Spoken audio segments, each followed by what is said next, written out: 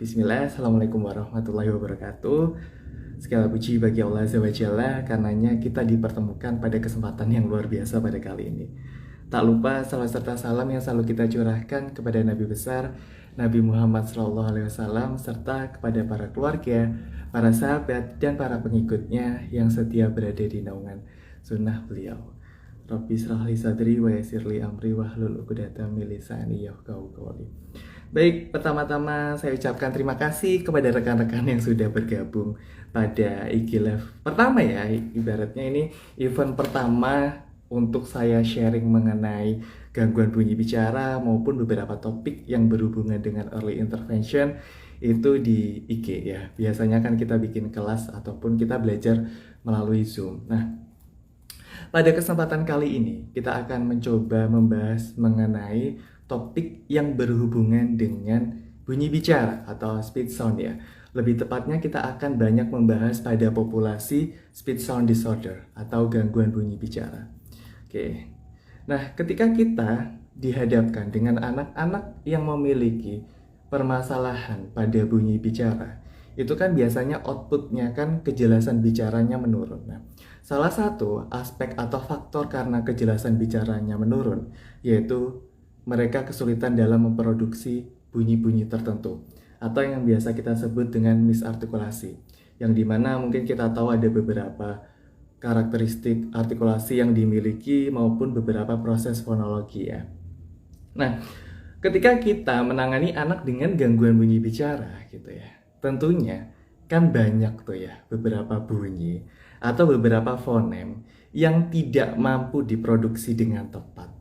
Mungkin entah bunyi tersebut dihilangkan atau omisi, entah bunyi tersebut diganti atau substitusi, dan beberapa karakteristik lainnya.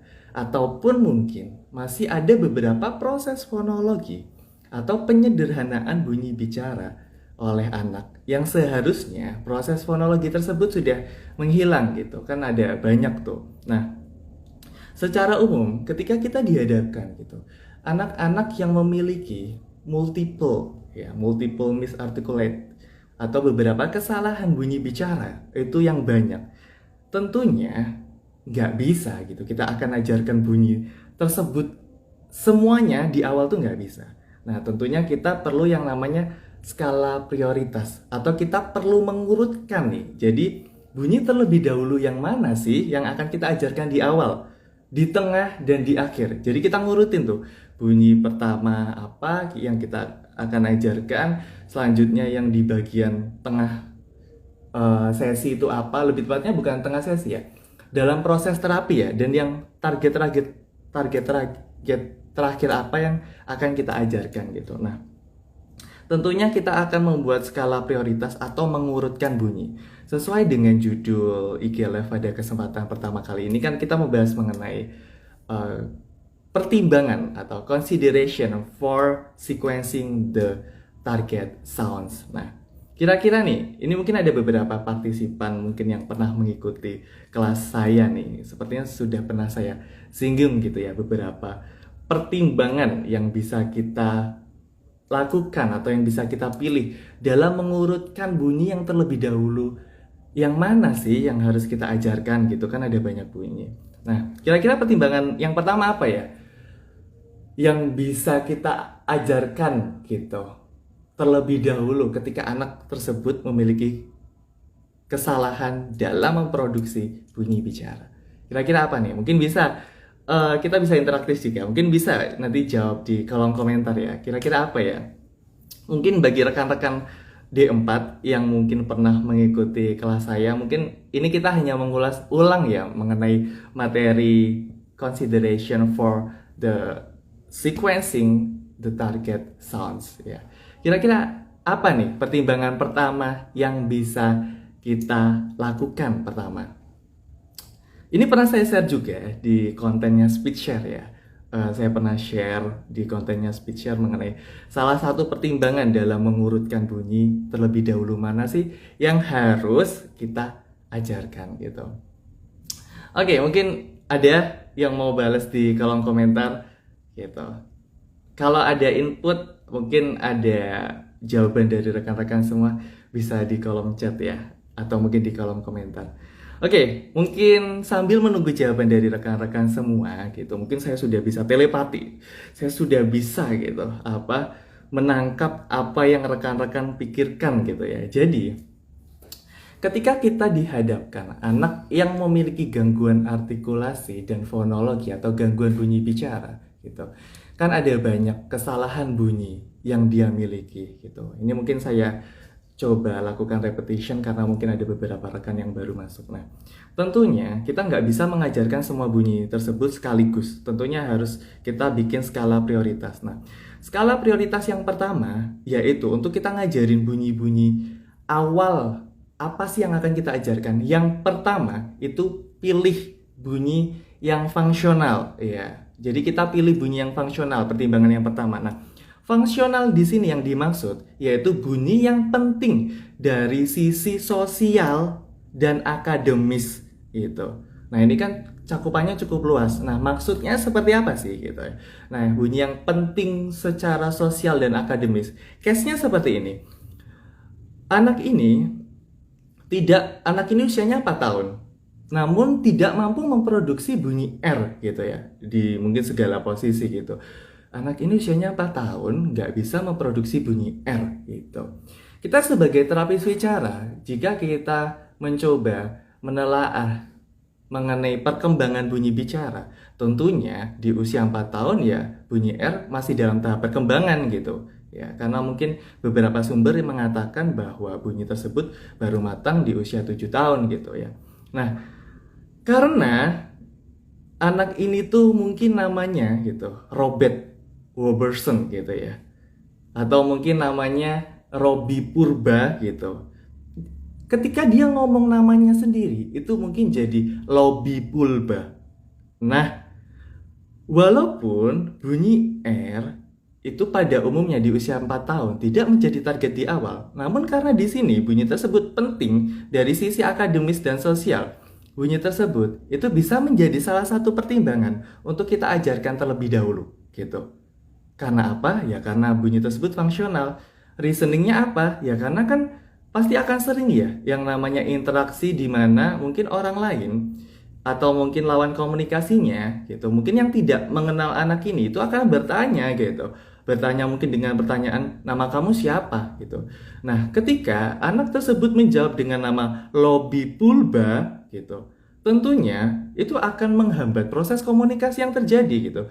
Itu akan memunculkan yang namanya mispersepsi gitu ya, atau mungkin pesan yang akan kita berikan kepada orang lain pun tidak sesuai gitu. Nah, katakanlah anaknya udah ngomong Lobi Pulba, kira-kira orang lain yang belum kenal dan tidak tahu konteksnya, dalam arti konteksnya tuh gini, orang lain tuh nggak kenal orang tuanya dan mungkin orang-orang terdekat, jadi bener-bener nggak tahu gitu kan. Biasanya kadang ketika kita nanyain anak, ketika mereka memproduksi bunyi yang tidak sesuai, kita tahu gitu konteksnya seperti apa. Misal namanya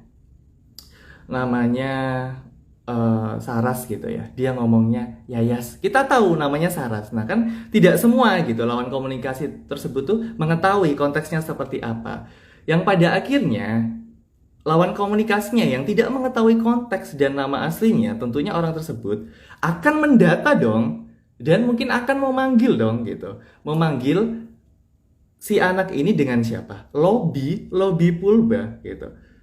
Orang lain akan memanggil nama anak ini tuh dengan Lobi Pulba. Nah, ketika kondisi tersebut terus-menerus dihadapkan oleh anak, tentunya anak akan mempersepsikan dirinya, namanya itu bukan Lobi Purba, yaitu mereka akan mempersepsikan dirinya itu namanya Lobi Pulba. Jadi mereka akan terus-menerus mengiangkan gitu ya. Jadi bunyi L atau Lobi Pulba yang pada akhirnya apa? Membentuk habit gitu ya. Membentuk habit bahwa ketika aku ngomong Robi Pulba itu jadi Lobi Pulba, karena orang lain pun juga mengucapkan mengenai hal tersebut gitu. Nah, kan sering kita dihadapkan kondisi yang dimana individu dewasa masih ada ketidakmampuan dalam memproduksi bunyi R gitu kan. Biasanya banyak pertanyaan ya, atau pertanyaan yang paling banyak, bisa nggak sih saya untuk memproduksi bunyi R gitu, usia saya udah 20 tahun gitu misal ya, Jawabannya bisa gitu. Asal individu ini tidak memiliki permasalahan pada motoriknya, nggak memiliki permasalahan pada organ bicaranya, itu bisa. Namun di sini tantangan yang cukup besar itu merubah habitnya gitu, merubah kebiasaannya gitu.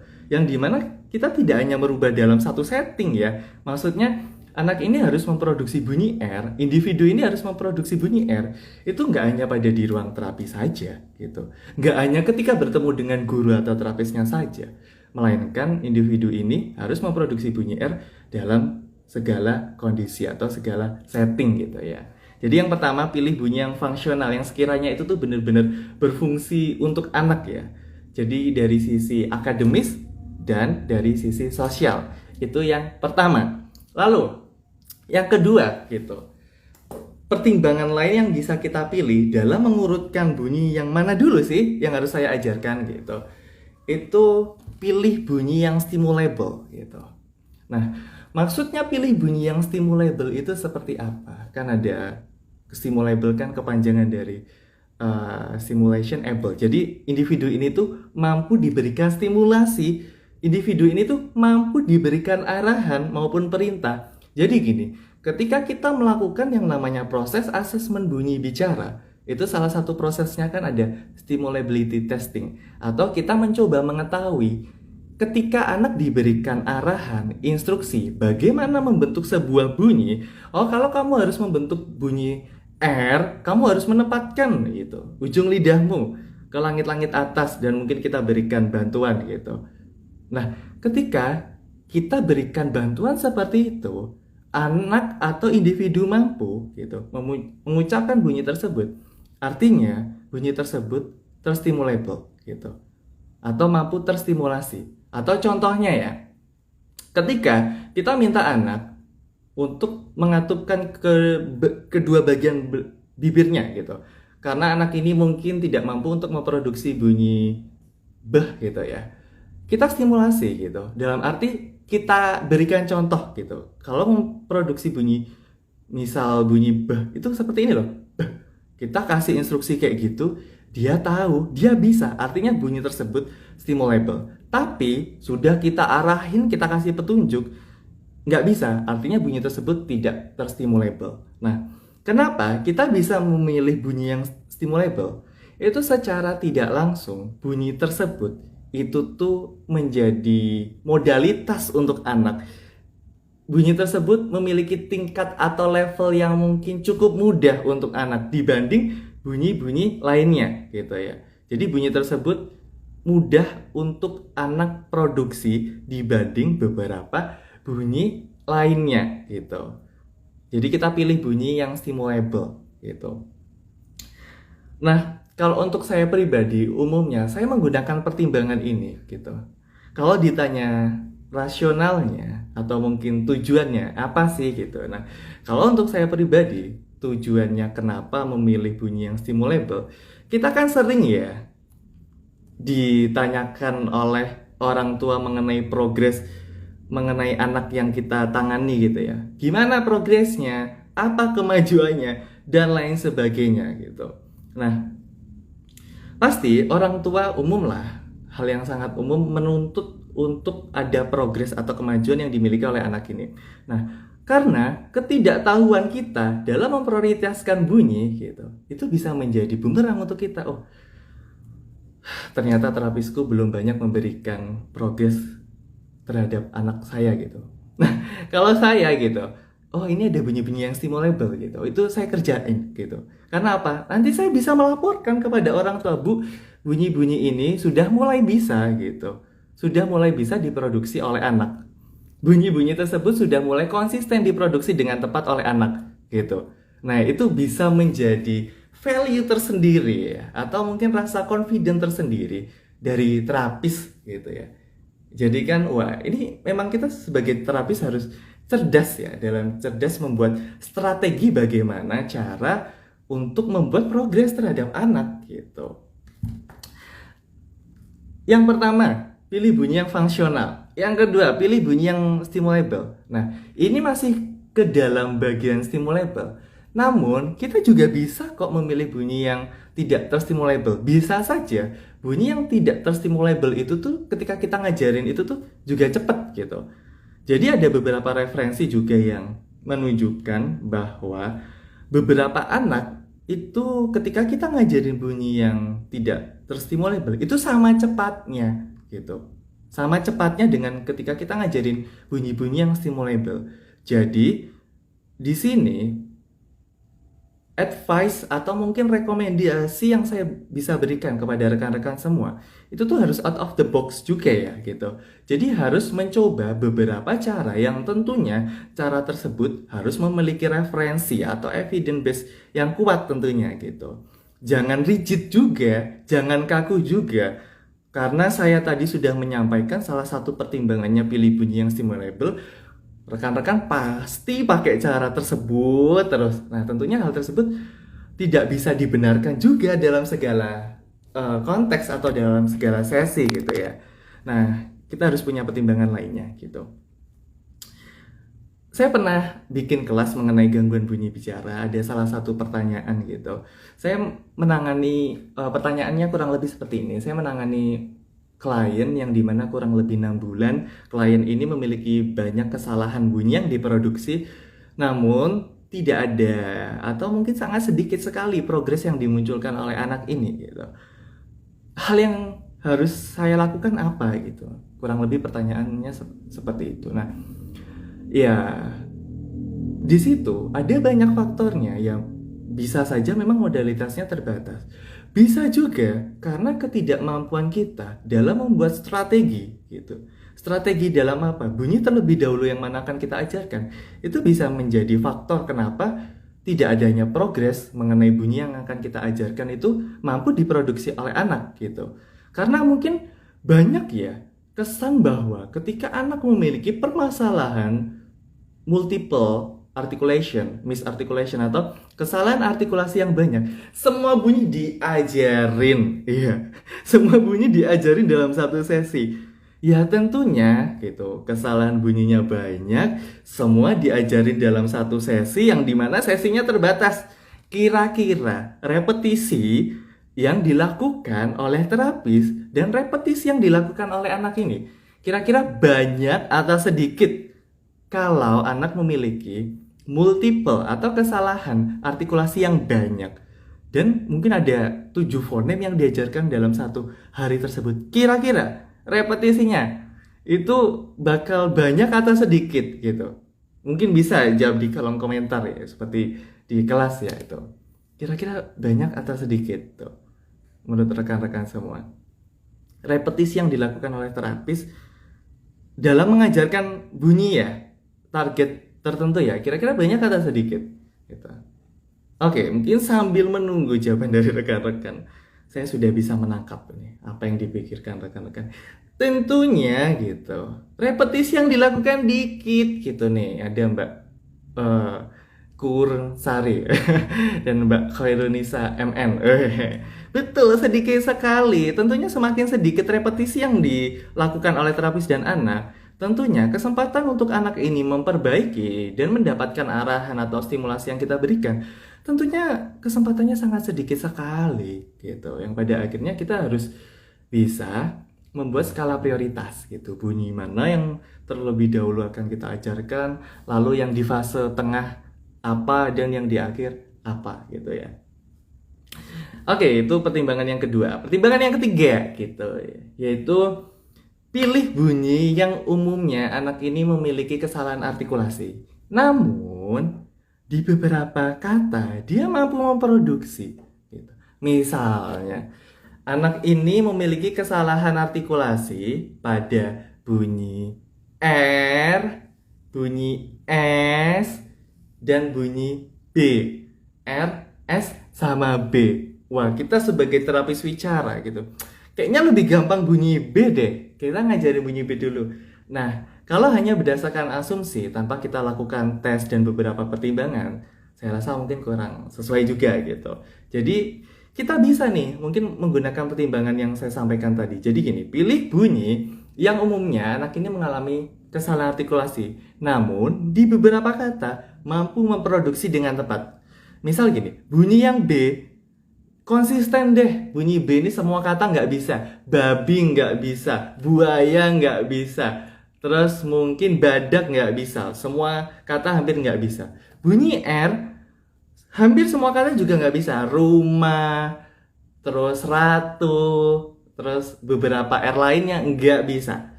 Nah, di bunyi S ini mungkin bunyi sapu nggak bisa. Terus kata sapu nggak bisa, kata sikat juga nggak bisa. Namun ada beberapa kata yang dia bisa. Mungkin sisir, terus sama sampo dia bisa. Nah, artinya apa? Anak memiliki modalitas dalam memproduksi dan membentuk bunyi tersebut gitu. Nah, yang pada akhirnya bunyi S tersebut bisa kita ajarkan lebih awal gitu ya. Bisa menjadi pertimbangan kita untuk mengajarkan bunyi tersebut di awal-awal sesi yang kita lakukan. Kalau kesalahannya misal tadi nggak hanya 3 deh, misal banyak, tapi yang bunyi S tadi itu lebih better. Padahal kalau kita melihat norma perkembangan bunyi bicara anak, bunyi S kan termasuk bunyi-bunyi yang letter, iya, yang diperolehnya, atau bunyi-bunyi yang pemerolehannya tuh lebih akhir gitu ya, mungkin dibanding bunyi B. Namun, wah, anak bisa nih gitu, anak bisa nih memproduksi bunyi tersebut. Itu jadi pertimbangan untuk kita ajarkan. Jadi yang pertama bunyi fungsional, yang kedua bunyi yang stimulable atau mungkin yang tidak terstimulable. Yang ketiga, pilih bunyi yang umumnya anak ini memiliki kesalahan artikulasi, namun di beberapa kata dia bisa. Nah, yang keempat, ini pilih bunyi yang memiliki frekuensi tinggi gitu. Maksudnya apa pilih bunyi yang memiliki frekuensi tinggi? Jadi gini, bunyi tersebut dalam kata yang ada dalam KBBI kita, kata yang umumnya kita ucapkan itu banyak. Misalnya, bunyi B, banyak nggak kata yang berhubungan dengan bunyi B? Oh, tentunya banyak. Bunyi M, banyak nggak? Oh, banyak. Apalagi yang imbuhan, menyapu, melompat, dan lain sebagainya. Banyak gitu. Misal mungkin bunyi yang sedikit X, F, ya itu bunyi yang sangat sedikit. Misal anak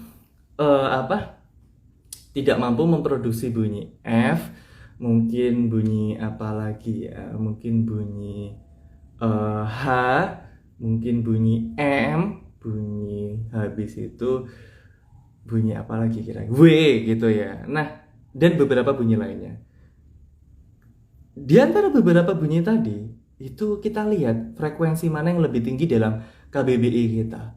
Mungkin ketika kita bisa melakukan penilaian secara cepat, bunyi M gitu. Bunyi M menjadi kata yang memiliki frekuensi atau jumlahnya sangat banyak atau sangat tinggi di Indonesia gitu. Kalau di luar negeri kan salah satu bunyi yang memiliki jumlahnya banyak dalam kata atau frekuensinya tinggi kan bunyi R gitu. Kenapa kok mungkin bunyi R tuh salah satunya sulit gitu untuk apa diproduksi oleh anak-anak pada umumnya, terutama mungkin di luar negeri gitu ya. Nah, itu pertimbangan yang keempat gitu. Pertimbangan selanjutnya gitu, ini cuma ada beberapa pertimbangan saja. Itu pilih bunyi yang lebih terlihat. Maksudnya pilih bunyi yang lebih terlihat ketika kita memberikan arahan, ketika kita memberikan stimulasi, kita memberikan visualisasi dengan menggunakan gambar maupun dengan menggunakan model yang kita berikan, itu dia bisa. Misal bunyi-bunyi yang pada umumnya tuh bunyi-bunyi depan, kayak bunyi bilabial gitu, mungkin bunyi beh, bah, mungkin bunyi teh, itu masih mudah. Untuk apa anak tersebut itu melakukan observasi atau mengamati bagaimana cara memproduksi bunyi gitu. Jadi pilih bunyi yang terlihat akan memberikan feedback visual ketika kita memberikan model gitu kan. Anak akan lebih melihat ya, atau enggak kan salah satu prompt yang bisa kita berikan kan prompt visual. Prompt visual kan menggunakan mungkin gambar yang sudah kita print, bagaimana cara memproduksi bunyi. Mungkin lidahnya harus ditempatkan ke bagian langit-langit keras gitu ya. Terus habis itu bagaimana caranya dan mungkin bagaimana bersuaranya atau voicingnya. Misal di situ udah ada pergambaran. Nah, bunyi-bunyi yang terlihat itu akan lebih mudah untuk apa? Anak memproduksi gitu atau membentuk sebuah bunyi. Itu pertimbangan yang kelima. Jadi pilih bunyi yang lebih terlihat gitu ya. Tuh. Terus pertimbangan atau rekomendasi yang keenam gitu. Kira-kira apa? Nanti boleh deh beberapa rekomendasi rekan-rekan bisa gitu di kolom komentar, bisa banget menambahkannya. Nah, pertimbangan yang keenam, ini pertimbangan yang paling umum dan yang paling sering gitu dilakukan oleh terapis bicara ketika saya coba berdiskusi, yaitu berdasarkan apa? Kita memilih bunyi yang lebih dahulu kita ajarkan berdasarkan norma perkembangan bunyi bicara gitu. Itu salah satu rekomendasi juga. Boleh atau tidak? Boleh. Itu salah satu pertimbangan juga. Namun salah satu mungkin yang saya rasa mungkin masih menjadi problema gitu, atau mungkin yang masih menjadi kesalahan kalau untuk saya, itu banyak yang rigid, banyak yang kaku. Kenapa rigid? Kenapa kaku? Jadi pertimbangannya hanya berdasarkan norma saja, tidak berdasarkan beberapa pertimbangan yang kita diskusikan tadi gitu. Misal pilih bunyi yang stimulable, pilih bunyi yang terlihat jelas, pilih bunyi yang fungsional, itu nggak dipakai. Hanya apa? Hanya berdasarkan norma pada umumnya. Kenapa? Kita nggak bisa hanya mengandalkan norma perkembangan bunyi bicara saja. Karena kita ketahui gitu, cara pembelajaran atau pengalaman anak ketika belajar apapun ya, belajar perilaku, bahasa, dan bicara, itu mereka memiliki pengalamannya masing-masing dan memiliki skillnya masing-masing gitu. Bisa saja yang menurut kita ini sulit, anak itu mampu memproduksi. Yang menurut kita ini mudah, anak kesulitan dalam memproduksinya. Yang pada akhirnya kita nggak bisa hanya mengandalkan norma saja. Kita harus melibatkan beberapa pertimbangan lainnya. Nah, ketika kita menggunakan pertimbangan yang berdasarkan norma bunyi bicara, itu berdasarkan referensi yang saya baca, ini rekomendasi ini itu didasarkan pada logika normatif ya. Jadi ya hanya berdasarkan norma saja gitu. Jadi boleh atau tidak boleh. Begitupun sebaliknya, bunyi-bunyi yang pemerolehannya di akhir atau enggak di awal itu juga boleh gitu kita ajarkan gitu. Atau mungkin kita jadikan sebuah target, itu tuh juga bisa. Kembali lagi, kita melihat modalitas anak, kayaknya dia lebih better yang mana ya. Itu benar-benar kita coba lakukan analisis dan kita buat kesimpulan gitu. Ini saya sambil membaca ya, saya sambil melihat materi yang saya presentasikan. Kan nggak bisa tuh share screen kalau di sini kan nggak bisa tuh ya. Saya coba membaca. Jadi mungkin salah satu referensi yang saya gunakan di tempat saya bekerja ini ada buku judulnya Treatment in Speech Language Pathology. Ini buku baru, buku asli juga gitu ya. Wis, tapi bukan saya yang beli, center saya yang beli gitu. Di sini ada beberapa guide atau pedoman ketika kita melakukan intervensi gitu. Oke, jadi pertimbangan selanjutnya yang bisa kita pilih yaitu pilih bunyi yang sama sekali nggak dihasilkan sama anak gitu. Itu bisa kita ajarin gitu. Kenapa Kak Novan? Padahal bunyi tersebut itu nggak mampu diproduksi oleh anak. Kan ada kemungkinan bahwa bunyi tersebut itu sulit untuk kita ajarkan. Ya. Nah, kembali lagi ya. Jangan hanya berdasarkan asumsi tanpa kita lakukan tes dan analisa. Nah, kenapa kita bisa memilih bunyi yang sama sekali tidak dihasilkan? Itu karena ketika kita ngajarin bunyi tersebut dan anaknya bisa, artinya apa nanti outputnya? Keluarannya apa luarannya? Outputnya, kejelasan bicaranya akan meningkat ketika kita mengajarkan bunyi yang sama sekali tidak dihasilkan oleh anak ini gitu. Ini salah satu pertimbangan ya. Jadi intinya bunyi tersebut akan menghasilkan kejelasan bicara. Ya misalnya ketika ngomong ada satu bunyi itu yang nggak diproduksi. Wah, setelah kita lakukan terapi, kita lakukan latihan, wah bisa gitu. Wah, artinya apa gitu? Kejelasan bicaranya akan meningkat gitu. Jadi kan kita ngelihat outputnya, kan salah satu target untuk membuat goals kan salah satunya meningkatkan kejelasan bicara pada anak gitu. Itu pertimbangan yang ke-7. Pertimbangan yang ke-8 gitu, atau mungkin yang terakhir, itu pilih bunyi yang dapat tergeneralisasi gitu. Maksudnya apa gitu? Misal analoginya atau contohnya gini. Anak ini nggak bisa memproduksi bunyi p, terus nggak bisa memproduksi beberapa bunyi alveolar seperti bunyi t, d, s, z, sama z misal. Terus dia juga nggak bisa memproduksi bunyi atau mungkin bunyi k. Kan banyak tuh ya kesalahan yang diproduksi oleh anak ini. Tentunya nggak bisa kita ajarin semua. Nah, ketika kita menggunakan pertimbangan yang tadi, pilih bunyi yang dapat menghasilkan generalisasi, kita bisa memilih bunyi yang apa? Bunyi yang alveolar. Karena apa? Karena tadi kesalahan di alveolar tuh banyak. Jadi tadi bunyi yang tidak mampu diproduksi itu ada 4. Bunyi t, d, s, sama z. Bunyinya ada 4. Nah, kita nggak akan ngajarin 4-4-nya ini. Tapi mungkin yang bisa kita ajarin apa? Mungkin kita ngajarin bunyi yang t sama bunyi s. Nah, kenapa kita ngajarin ini? Gitu. Asumsinya atau tujuannya ataupun harapannya, bunyi t sama d itu bisa memunculkan bunyi alveolar lainnya, yaitu mungkin bunyi d sama bunyi z misalnya.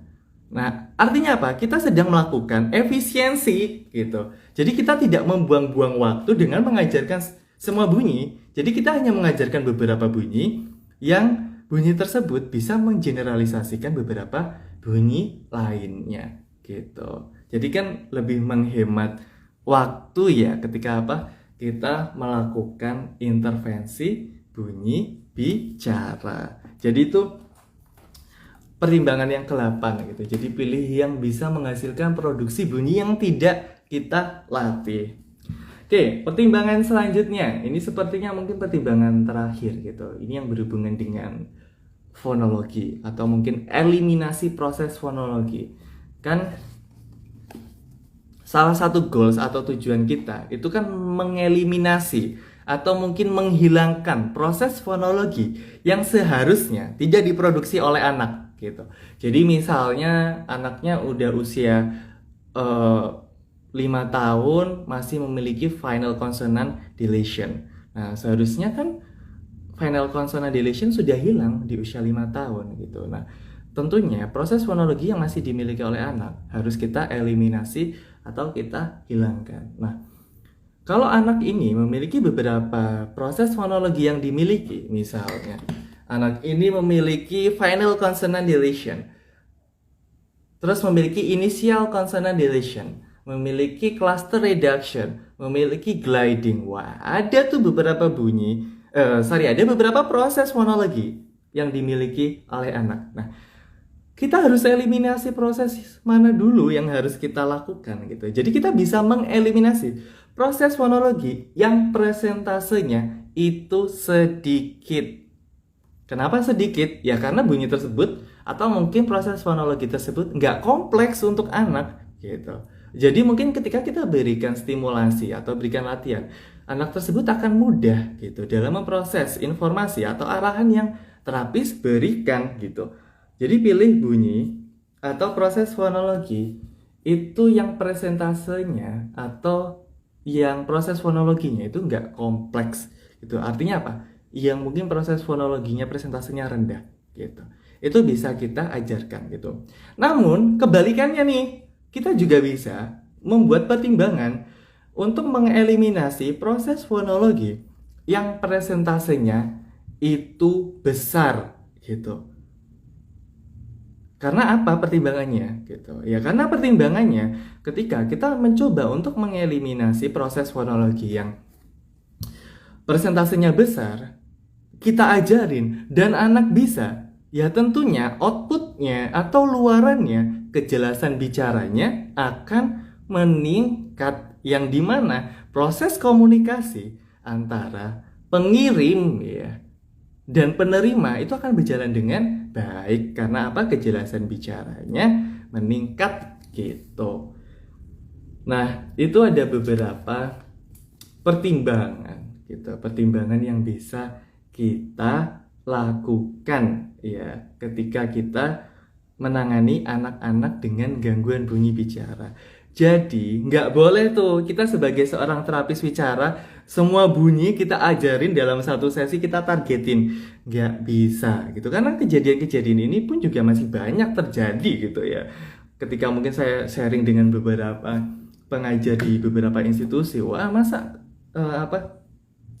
mahasiswa saya ngajarin atau memberikan programnya seperti ini gitu, padahal programnya nggak appropriate atau tidak sesuai gitu. Nah, harapannya wah kita bisa memiliki pertimbangan yang lebih matang gitu ya dalam mempertimbangkan bunyi. Jadi nggak semuanya kita ajarin gitu, kecuali memang bunyinya sedikit ya, kesalahan bunyi yang dimunculkan oleh anak ini misal cuma ada 2 bunyi, ya bisa gitu kita kita ajarkan bunyi tersebut gitu. Nah, sebagian besar referensi yang saya gunakan pada materi yang saya paparkan dari buku yang ditulis oleh H, ada dari Bengtson, dan mungkin ada beberapa jurnal yang mendukung referensi yang saya paparkan.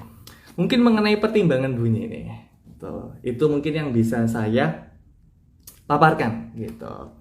Mungkin untuk rekan-rekan yang ingin mempelajari lebih dalam atau mungkin kita mencoba belajar dalam setting yang berbeda, rekan-rekan nanti bisa mencoba ikut nantinya kalaupun saya buka kelas mengenai intervensi gangguan bunyi bicara. Itu mungkin kayaknya di Speedshare. Nanti kita bisa belajar bersama di kelas tersebut gitu. Ya, mungkin bisa memberikan pertanyaan yang mungkin lebih sesuai materi yang saya sampaikan maupun dengan yang berhubungan dengan case yang rekan-rekan bisa lakukan gitu. Jadi mungkin itu ada beberapa pertimbangan yang bisa saya share atau saya bagikan kepada rekan-rekan semua.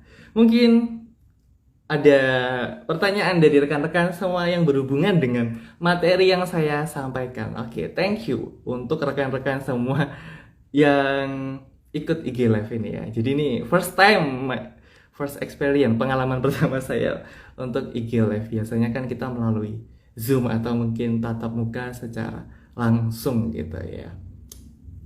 Ada pertanyaan dari mungkin rekan-rekan? Kalau nggak ada, mungkin saya akhiri. Sambil menunggu, mungkin ada satu poin penting yang bisa saya sampaikan gitu.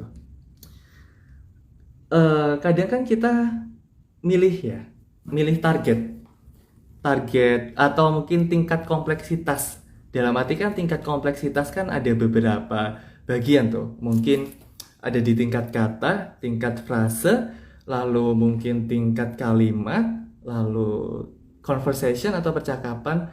Di awal ada bunyi tunggal atau isolation, ada syllable. Nah, kita harus ngajarin yang mana dulu sih gitu.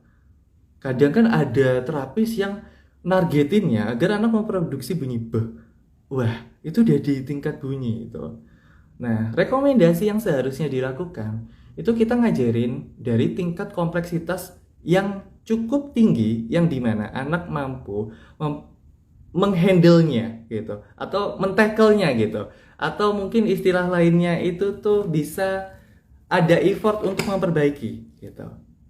Umumnya kita membuat target di tingkat kata dibanding suku kata maupun isolation atau bunyi tunggal gitu. Nah, kenapa gitu? Karena ketika kita berkomunikasi, kita kan komunikasinya nggak hanya menggunakan bunyi-bunyi saja, kan kita komunikasi nggak ngomong kayak gini, nggak kayak gitu kan, kita mengucapkan apa? Kata kan. Nah, tentunya kata tersebut yang harus menjadi target pada tingkat kompleksitas yang kita harapkan gitu. Nah, kalau anaknya nggak bisa, gimana Pak Novan gitu? Yang penting targetnya agar anak mampu memproduksi pada tingkat kata.